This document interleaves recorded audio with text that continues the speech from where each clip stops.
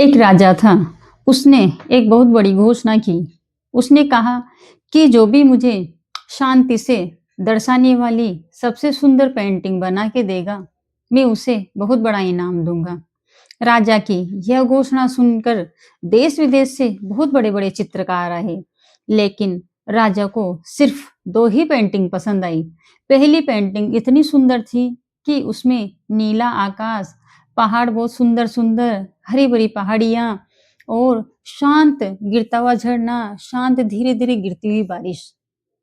और दूसरी पेंटिंग जिसमें पहाड़ तो थे लेकिन ऊबड़ खाबड़, पथरीले और झाड़ियों वाला, और आकाश जिसमें बिजलियां कड़कती हुई, घोर अंधकार, बहुत तेज गिरती हुई बारिश। और राजा को वह पहली पेंटिंग नहीं बल्कि दूसरी पेंटिंग पसंद आई।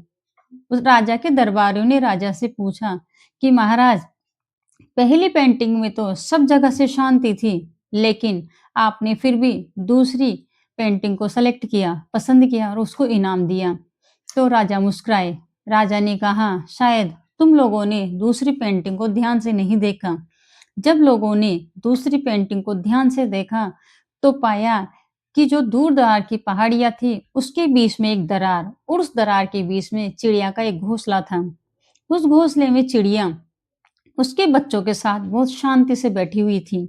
कहने का मतलब ये है कि जहाँ शांत झरना हो, चारों तरफ शांति हो, हरी भरी हरियाली हो, जरूरी नहीं है कि हमें वहाँ शांति मिले। और यह भी जरूरी नहीं कि जहाँ शोर शराबा करता हुआ झरना हो, उबड़ खाबड़ पहाड़ हो, पथरीली चोटियां हो, वहाँ हमें शांति नहीं मिले। शांति तो हमारे भीतर होती है। हम सिर्फ अपने मन से अपने भीतर उस शांति को महसूस कर सकते हैं, जैसे उस चिड़िया ने किया। राधे राधे।